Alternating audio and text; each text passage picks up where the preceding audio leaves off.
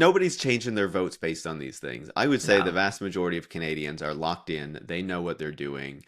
So many Canadians, there was a record number of people who went to advance votes and who did mail-in votes as well. So a lot of people are decided. They knew what they were going to do.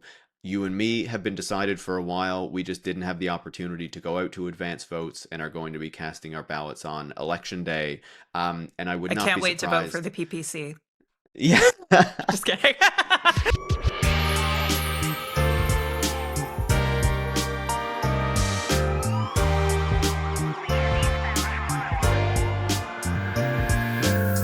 Hello and welcome to Campaign Cops. We're back to arrest politicians. We're here and we're ready. I'm Rachel Gilmore, your least favorite person's least favorite journalist, I'm Paris Marx, and I talk about politics, especially on this show. especially on this show. And it is Yeah. officially Election Day. Oh Woo! my God. Well, when this comes out, we're filming Yeah, this on I haven't Saturday voted night, yet, but I will. yeah. I will. You vote, will, as will I I. promise. Yep, we Yes. are casting our ballots, but still, even Under a today, first past the post system, unfortunately, which sucks. which we love. We love first past the post. Yeah, because it allows for these shitty parties to get majority governments. That's our favorite thing. That's what we Yeah, love. We love it. We love it because we're cops. Yes. Speaking of, even on this last day, someone has to crack down on the people vying for your vote. So we are Every time. reporting for duty. Yep. Paris, are you ready? Yes, I am ready. Let's Let's- arrest some politicians. Let's dive in.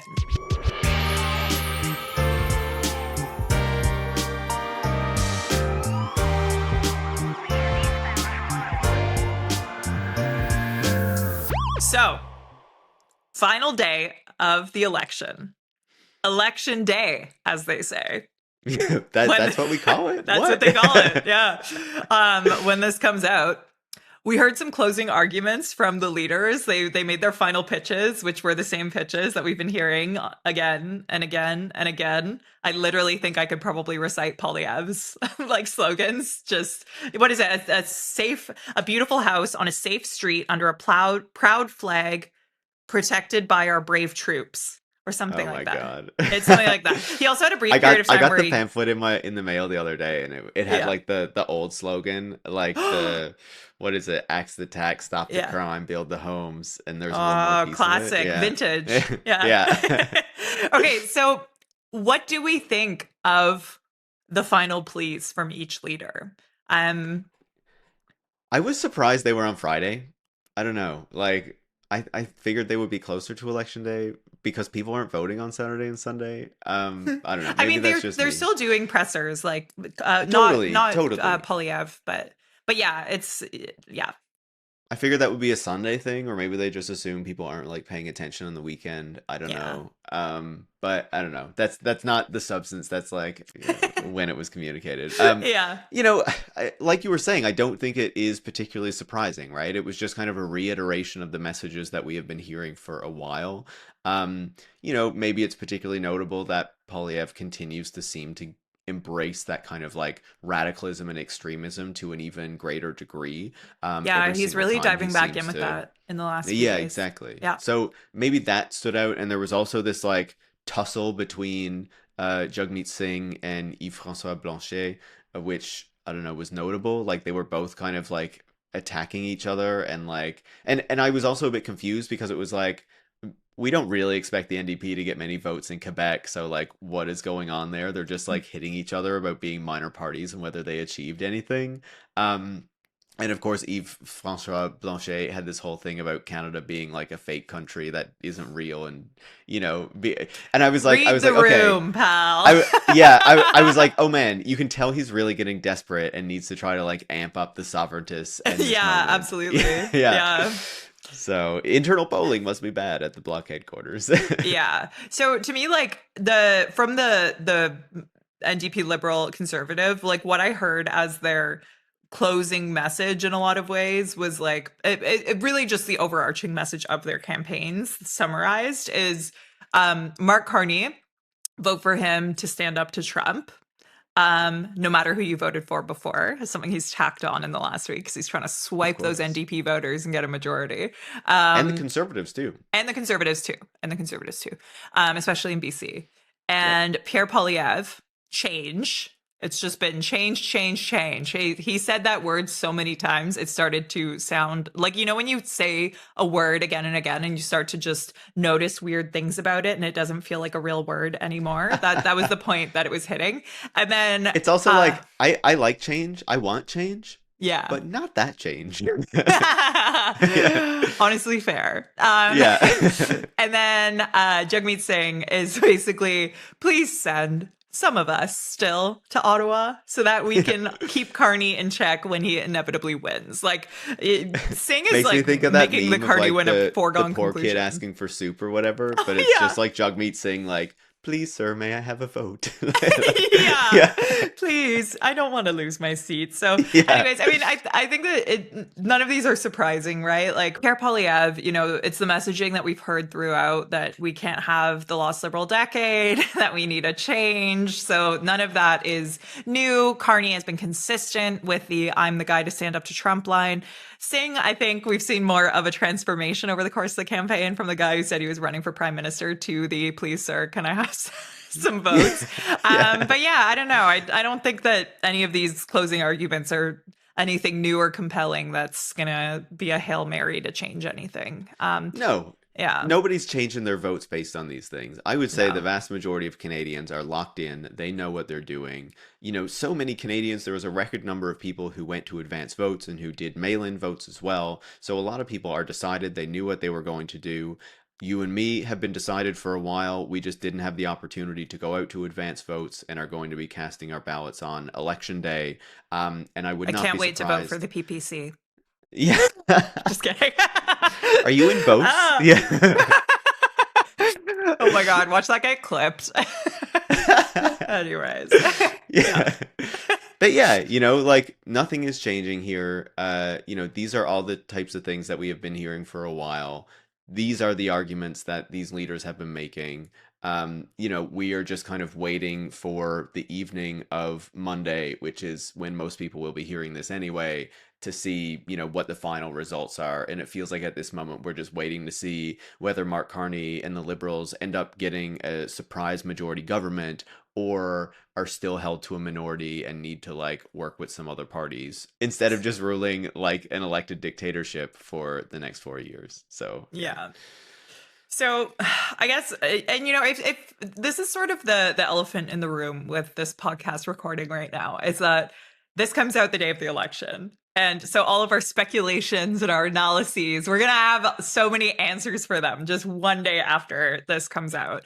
But, I guess quickly, like maybe we can mention the platforms were a big thing this week because, these guys waited until after advanced voting, or at least in the middle of advanced voting, to release these 1 week basically before election day, some less than 1 week, some slightly more.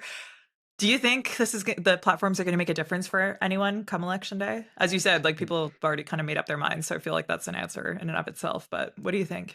Yeah, like the conservative platform came out after advanced voting. The liberal platform came out in the middle of it.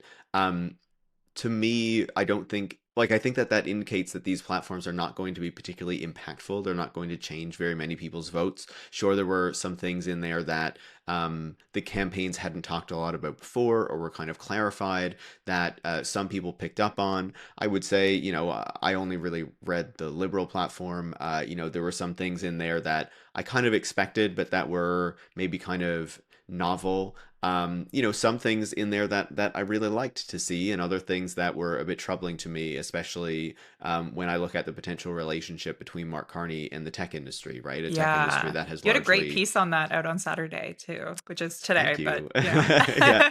Um, Yeah. but yeah, so but like are the majority of Canadians being like, okay, we're looking into the platforms and this is going to determine who I vote for. Again, I think most people were already locked in at that point, right? Most people had made up their minds. And I think that this hits on a broader point, and I believe it's something that we touched on last week, where I think it's profoundly undemocratic that the campaigns and the leaders waited this long to put out, full platforms to actually tell Canadians what their policy positions were, what they were trying to do in government.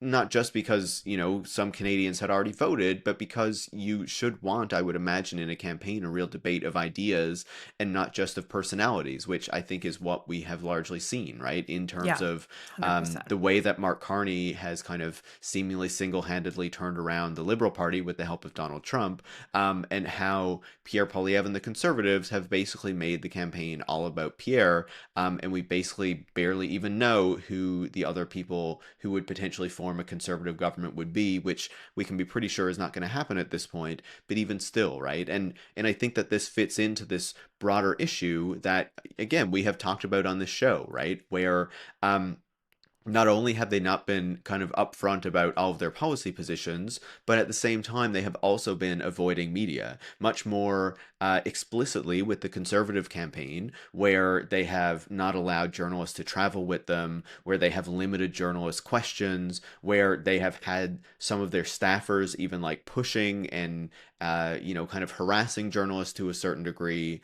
But even with the Liberal Party, sure, Mark Carney is holding these scrums, journalists are traveling with the party, but it's hard to really interrogate the leader when you're only allowed to ask a question and one follow up, and that is like you're done, right?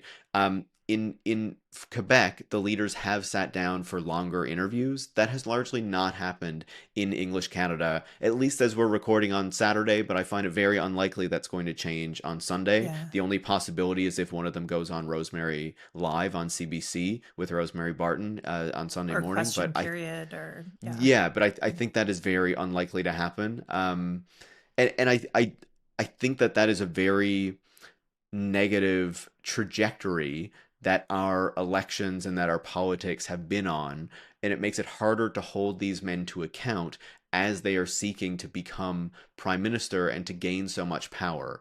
And I would like to see, kind of in the aftermath of this, a real kind of reckoning and focus on what is going on here to try to ensure that in the next election that we have more interviews, that we have more debates, that these people are interrogated to a much greater degree than they've been able to get away with in this campaign. Yeah, and just today, Mark Carney did like an 18-minute interview with Global, which I think was him making another pitch for BC seats.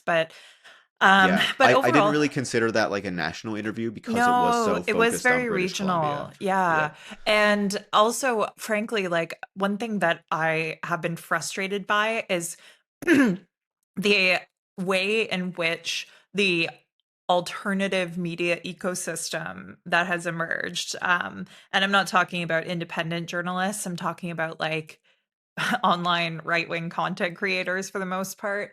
Um, have created this, people, the criticism of the conservative platform was that it had phantom numbers from Carney. I feel like there's phantom accountability in these interviews. Like they can go out there and talk to these like podcasters for an hour. And both Carney and Polyev have done this. Polyev did it a bit more. But a lot more. But like they go out there and they can speak for an hour and a half and they can say, I've done these big hour and a half interviews. And some people might even just swallow that and be like, yeah, they're going out and they're doing these big interviews. But think about who's asking them the questions and what their politics are. And the fact that like that's not the same as sitting down with Rosemary Barton for an hour and a half. Like she will get to the questions that you don't want to have to answer, whereas that's not going to be an issue with these. So it's like this pretend accountability, this phantom accountability, where you do these interviews and then and then you get to say, I did hours and hours of interviews, but it wasn't with journalists, was it?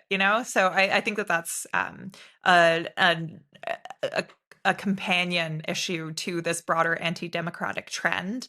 Yeah, and I feel the other issue there is like, sure, if you watch CBC, they will often call out the fact that, say the leaders haven't come on to do an interview in English, kind of like a long form interview with Rosemary Barton or someone like that.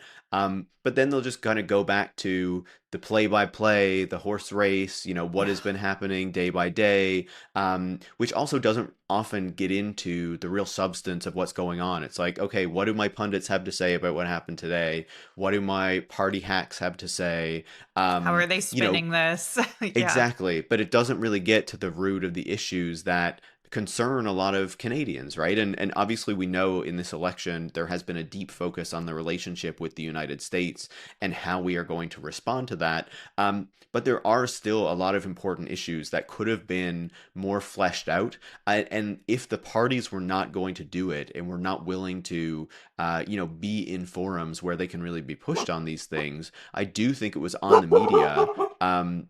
I do think it was on the media to really try to, hold them to account here, to really try to make sure that they were digging into these issues, that they were, kind of fleshing out where the parties stand. And I feel like we didn't see nearly enough of that. And I think part of this goes back to this broader issue that I know we're both concerned about, how the media has evolved, the resources that the media has to actually do their jobs.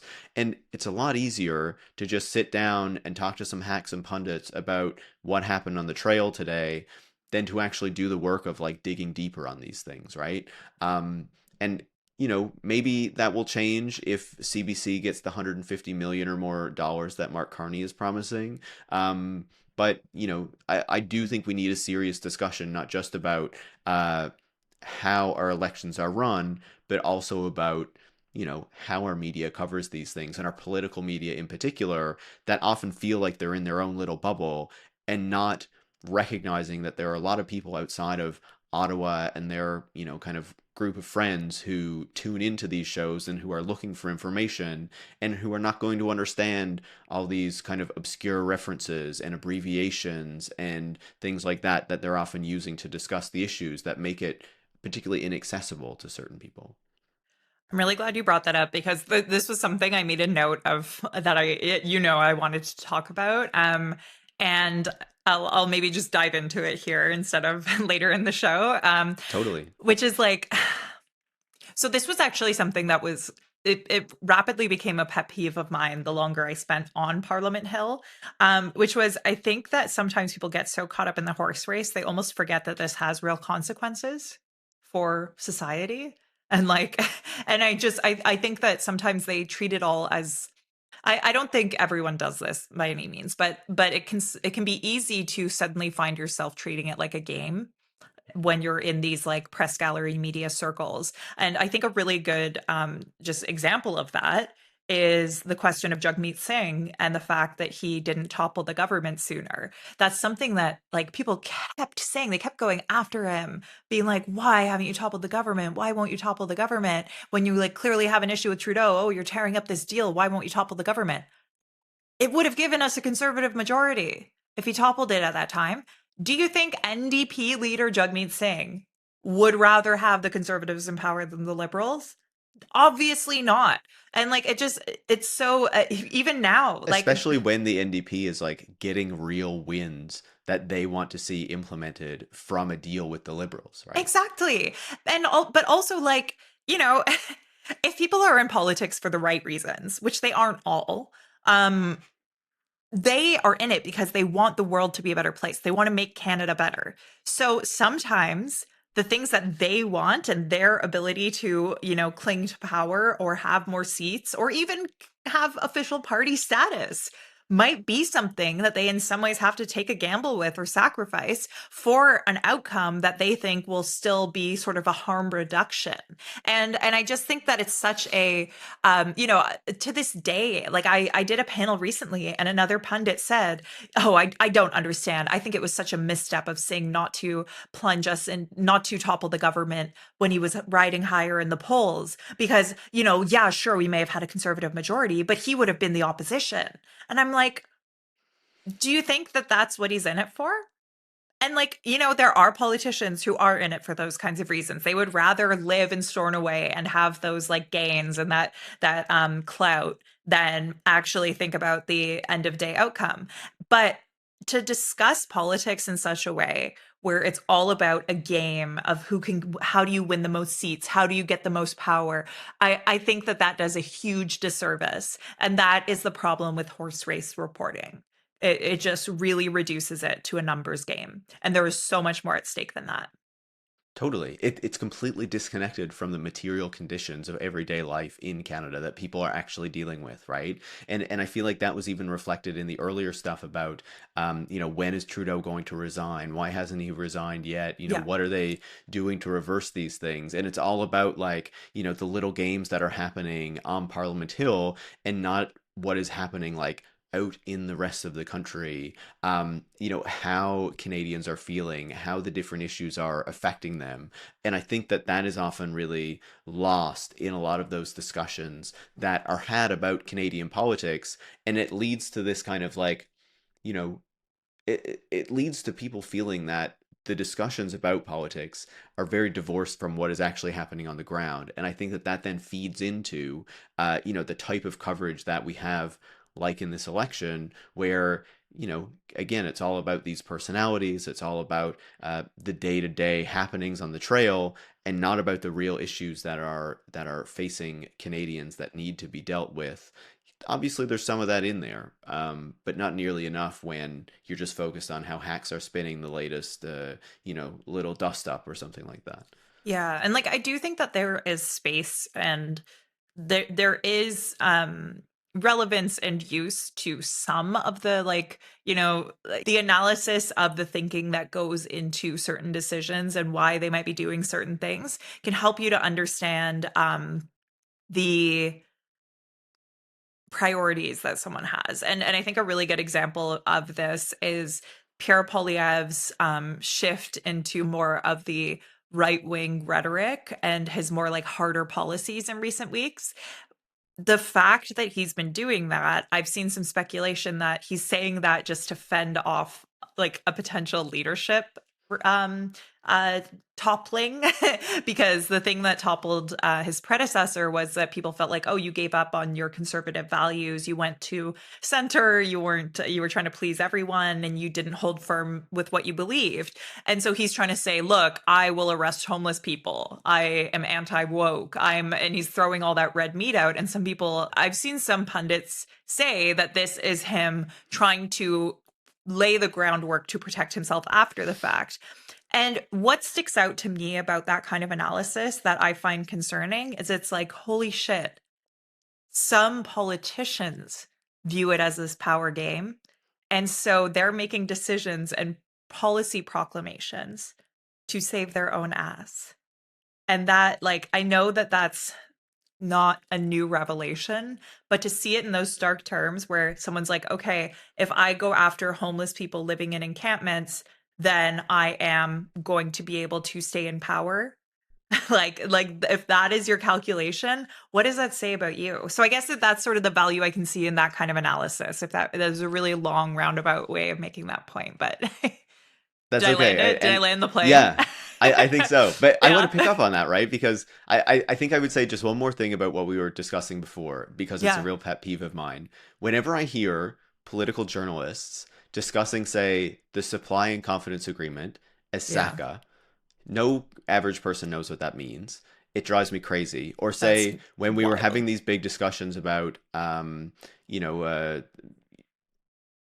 foreign interference and these types of issues, often there would be a reference to NSI cop, as Yeah. though average Canadians would know what that means. That the parliamentary committee That's that like an looks Ottawa into these issues. condition is to speak in Exactly. acronyms. Yeah. Yeah, but it's like you're a journalist. You're relaying these things to average Canadians. Do not use such obscure language if you're really trying to communicate what is going on, right? Yeah. So this is my little pet peeve. On what you were saying about Polyev, I think that is completely right. But I would also say I'm a bit skeptical it's about a leadership review. I think it's just that Pierre Poilievre is a chaos actor who wants to see a right wing agenda implemented in Canada. And if he knows that he is, kind of gearing up to lose this election and potentially lose the leadership of the Conservative Party, I think he's trying to plant some ideas about very far right policies that are going to fuel difficult discussions within Canada in the years to come. I think he is someone who probably wants to see the growth of a Western secessionist movement because of the difficulties that that would cause for a future liberal government and kind of Canadian unity in general. I don't see him as someone who is particularly linked to that, but more linked to this right wing project that he has been advancing since what, his teens, his early 20s, whatever. He has been kind of hardcore on these things for a very long time. Because I think that if we're looking at the leadership of the Conservative Party right now, and maybe this is more of a post election discussion, I really don't see how the more extreme brand of politics that Pierre Poilievre represents remains in the leadership of that party at the moment, given one, the conditions with the United States and how Canadians have shifted, but also if you look at the kind of political conservative stripe that is like doing well at the moment or that seems to be ascendant, it seems to be more of that more progressive conservative angle that you see to a certain degree represented in a Mark Carney, but certainly represented in, say, a Doug Ford or a Tim Houston Yeah. in Nova Scotia. And I think that, the kind of Danielle Smith brand of conservative politics is one that might have support in Alberta to a certain degree, but outside of that, is really not getting a lot of it, especially in the more vote rich areas of the country. Yeah, so I don't know. That's my thinking on that. Yeah. That's an interesting theory. I do think that he is deeply partisan and deeply I think he strikes me as someone who seems to view politics as a game and that he's trying Oh, to I win. agree. Yeah, So and you can just see it in but how in the low worst kind he's of way, willing to right? go. Yeah. Yeah. But there was a really interesting story that just came out. I think it was just yesterday or last night. That is exactly reflective of that sort of like broader right wing agenda. That DEI story that came out from the Globe, where they found that four different conservative MPs submitted order paper questions, which are these things where you can ask it's a parliamentary resource where you submit a question and you get like a bunch of info in response. And they sometimes put these questions in and get info that they use for political purposes. It's not uncommon. Um, but they were asking about DEI and its role in government in determining funding and things like that. And it just felt like they were laying the groundwork to be able to do the same kind of DEI purge that Donald Trump is doing in the US. And we've seen the results of that. It's been horrifying. Like they're painting over or peeling down images of people of color from like the hallways of USAID and like they're scanning the government websites for words like gay so that a airplane called the Enola Gay, I believe, had an image of it got taken down or flagged because it had the word gay in it.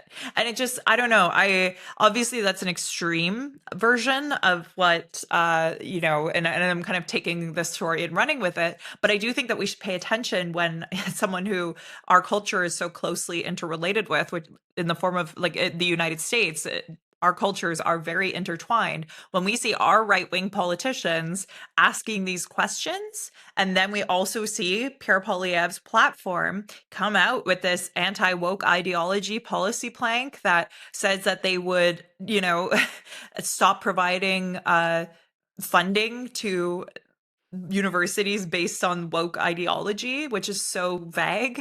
I do think that we should really be attentive to those kinds of threats because those are threats to equality. Those are threats to fairness. And that's scary. What did you think of that story? No, I absolutely agree, right?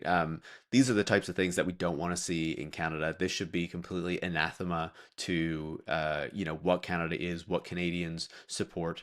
The notion that, woke, which is basically this kind of culture war concept that the right has dreamed up so that they don't need to so it can cover their kind of explicit racism, homophobia, these other Yeah. sorts of things, and justify these types of policies.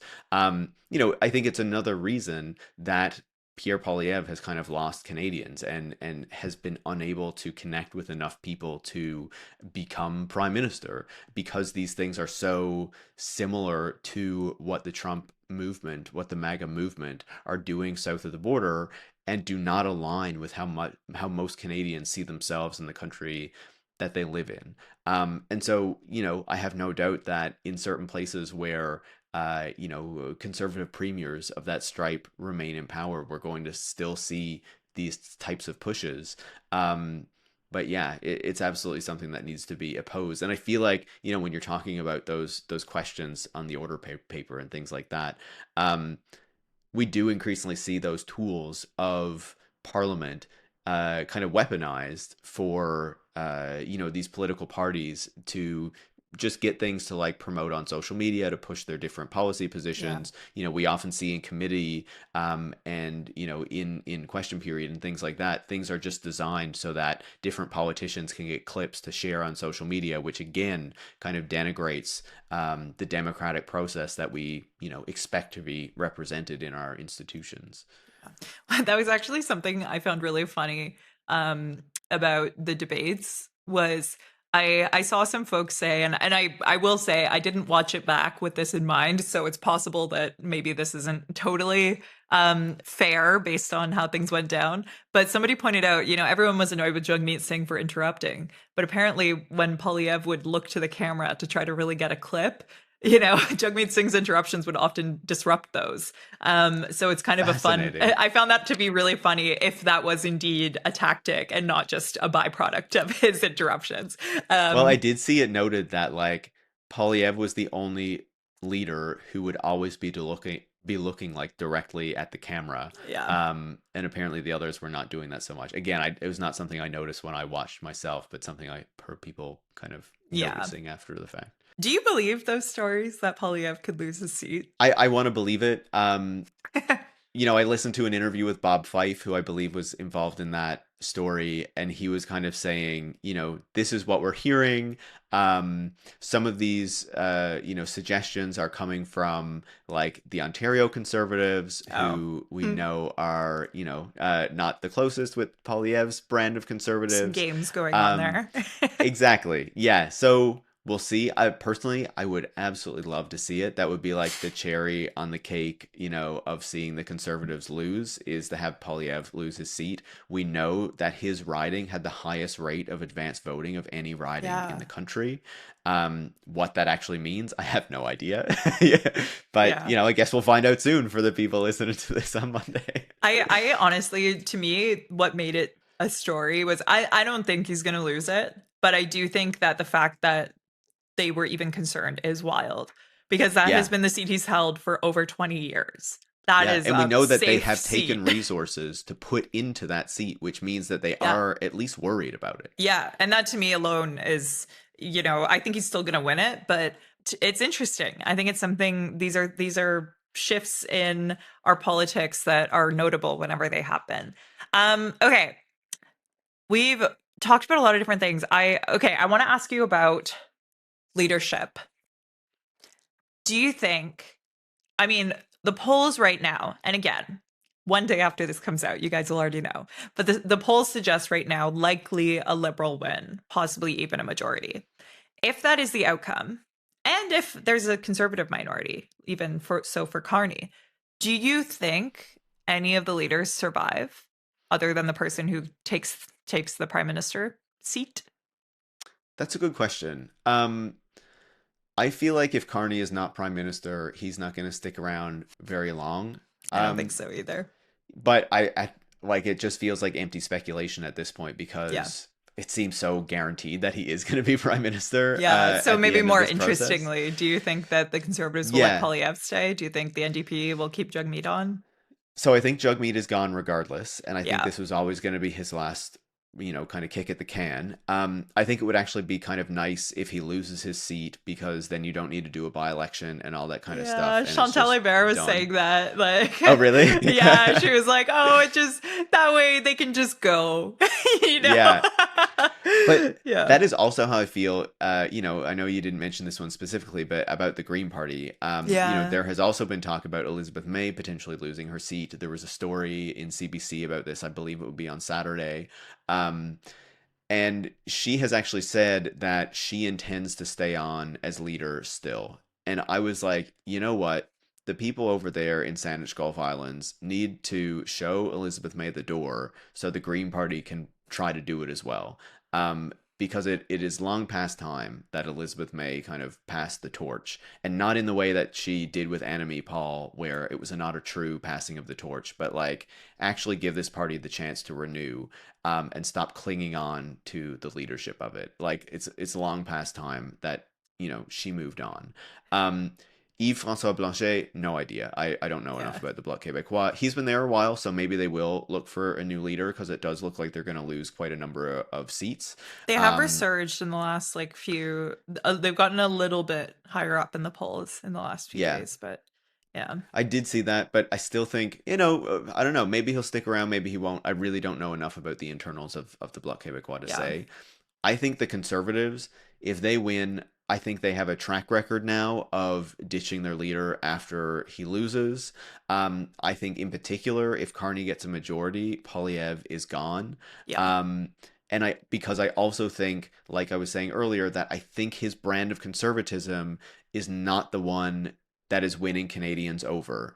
And so, do you really want kind of a representative of the libertarian Western form of conservatism at the head of the party when it looks like it's that more Eastern progressive conservatism that is, ascendant, doing well politically, that can potentially like get Canadian support in this moment. I think it's really hard to see him sticking around. But again, whether he leaves of his own accord or the party has to push him out, then maybe that's a bigger question there. Yeah, and also one thing I found really interesting was something that I heard said when Polyev was seeking the leadership was a lot of people were backing him within the party and not Charest because Polyev is vindictive and Charest isn't. So I am curious about what the first knife to the back will look like and who will have the courage to plunge it, that it'll be interesting to see. Well, um and I think we've already seen suggestions that that is happening, right? We've yeah, seen the well, it's coming from Ontario the provinces right Conservatives. now. Yeah, Yeah, but it the more with the progressive Ontario conservatives. Conservatives, with the Nova Scotia Conservatives, we have also seen, I believe it is the finance minister of Quebec was planning to, or former finance minister or something like that, was planning to run for the Conservatives, and Poilievre's team basically told him, no thanks, we don't want you. You stay where you are. Like they have made a lot of enemies across the Yeah, in country BC because too, yeah, and there's and an I believe independent Jenny candidate. Byrne, who is like the, heading up the campaign and stuff, I believe she basically had like a third of the ridings where she just chose the candidates. And they had a lot of people who wanted to run for the Conservative Party who they just told to like take a hike because they were not letting them in. And it Yeah. was at a time when obviously Polyev was like riding high, thought nothing could get in his way, and we saw all of this really not work out well for him and his team. So I would imagine that it's not just Polyev who goes, but there's a greater kind of clearing of the house that happens after this election with the Oh yeah. Conservatives. I I've been having thoughts that I don't think this would happen, but the rift with the progressive conservatives in the provinces has even had me wondering if there's a chance of, you know, a conservative party split again. Maybe Yeah. the Reform Canadian Alliance progressive conservative deal was a failed project. I don't know. I guess we'll see. I feel like the MAGAification of North America has really tested that Especially when you have four entente. elections and four different leaders where the Conservatives have lost, Yeah, right? Including the final Stephen Harper election where he lost to Trudeau. yeah. Like, at what point does the Conservative Party, which is a party who I don't want to see win anyway, so I don't really care if they continue to lose, but at what point did they start to say, okay, this merger is not working. Maybe we're better off separate and kind of working together if we win enough seats or something. Like, what is the new, the new way that this gets formulated? I think actually, the electoral reform discussion was an opportunity to think about that, but it was so close to them holding power that maybe they didn't want to think about a different electoral system and imagine that if they just waited another election or two, they would win. Or maybe they look at the moment and they say, okay, Canada is facing really difficult headwinds. Sure, Mark Carney might have an election now, but we're kind of teed up to take it next time around because they are not going to actually solve the issues. And if we keep hammering this message, we'll finally get it. Whether that actually works out, obviously Pierre Poilievre thought he was in that position, and that is likely not going to work out. I guess we'll have to see what happens there. But I think a split would be, personally fascinating to watch. Yeah, well, that was one thing that I found interesting when the PPC showed up was I thought initially it was going to kind of be that, but then it just got super weird like Yeah. immediately. So, And I think you um, need some like more heavy hitters to really be behind like a yeah, different yeah, project or something, and right? maybe a little less. I don't know. Don't go like not quite that fringe, you know. Yeah. Um, Yeah. yeah. Okay. Well, I feel like I don't know. I feel like we touched on most of the stuff that isn't going to be immediately irrelevant. But it's going to be really, I honestly think that the post-election period is going to be really interesting for like seeing the leaders and seeing like what happens with these internal battles. And, maybe I'm getting into that horse race talk again, but I'm just a big nerd. But But like like this even is the election stuff that night, has I think is going to be consequence. really interesting, right? As we Yeah. start to see the Yeah. What are you seats come watching in. for? Obviously how well they're doing on the East Coast because that is going to determine things like The early liberals? on. Yeah, well, Yeah. all of them really, right? Yeah. Like, do the Liberals really start to sweep Atlantic Canada? Do they do as well as people are expecting in Quebec and Ontario? Because really, like, they could have the election in the bag quite early in the evening if we start to see things going their way. And we know that there has been a lot of advanced voting, and Elections Canada has given the okay for the advanced votes to be counted early before the polls actually close. So we should have some results like quite quickly, which Yeah. maybe is not great for the British Columbians who will still be voting at the time, but but Oh, I the know, poor them, Albertans just right? immediately secede. Yeah, Yeah. but also like that I think that doesn't mean that the West Coast is not going to be interesting, right? I think in particular, Oh, it's going to be very are the interesting. Liberals really going to be picking up seats in the cities in Alberta to the degree that has been potentially discussed? What is going to happen in British Columbia? With the different splits that happen there, where all three of the major parties and even just in some ridings, the Greens are actual contenders there. Yeah, like I think it's going to be a really fascinating election night. Yeah. And, I personally too, like, I think that when those BC results come in, that's when we'll start to get more of a sense of, and maybe I'll eat my words on this, but I think that that is where the pickups could happen that might push, unless it's a total sweep, the Liberals into majority versus minority territory. And also, Yeah, NDP, if they lose official party status, they've got totally. a lot of their seats are in BC. So that's going to be really interesting. And if you are listening to this on Monday, the day it comes out, you can join Paris and I. We're going to be live on Twitch I believe we're going to go live at about 7 p.m. Eastern. I think that makes sense because that's when the polls close We in can do it. Newfoundland. So, We were yeah, just yeah, we were discussing it's going to be a late night for me here in Newfoundland. it will I'm right on be. the early part of the wave. We're Yeah. seeing what's happening. Yeah. But If yeah, you need it'll to go still to be fun. bed like before I do, that's fine because also we're going to be it's going to be actually like a shared stream with a lot of other Twitch streamers. So like Lance from the Surfs and I don't know who else Lance invited. So but I think it should be really fun. So I really hope to see you guys there. And I guess that this is also it for campaign cops. So I know I'm so sad. This has Are been we so putting fun. campaign cops in prison? Is it being We are. It's time for it to be locked up. And, I am going to have Paris on Bubble Pop this week so that, you guys, it's going to be a slow goodbye. But thank you so much for following along this show. It's been a blast talking politics with you guys for this election campaign. Paris, I don't know if you have anything you want to say. No, it's been great to have an outlet to kind of vent my frustrations about Yeah. Canadian politics and everything happening every week. And it's been great to be able to do that with you, and to go Oh, back and forth about it. agreed. It's been really fun. Yeah. Totally. I totally But we agree. still have one more bubble pop to We get into do. it. So So, yeah, this isn't goodbye. It's just goodbye for now. And as always, exactly. I would like to give a special thank you to Hans Vivian Wenzel for doing the music for Campaign Cops. You can find him on Spotify under the artist name Hans, lowercase h with an exclamation mark. But yeah, I guess we can put these aviators on one last time. And my non-aviator sunglasses, Your yeah. non-aviator sunglasses. Yeah. Thank you for joining us. We've had a blast. We have been your campaign cops, and we will see you on Bubble Pop. Yeah. Thank you guys.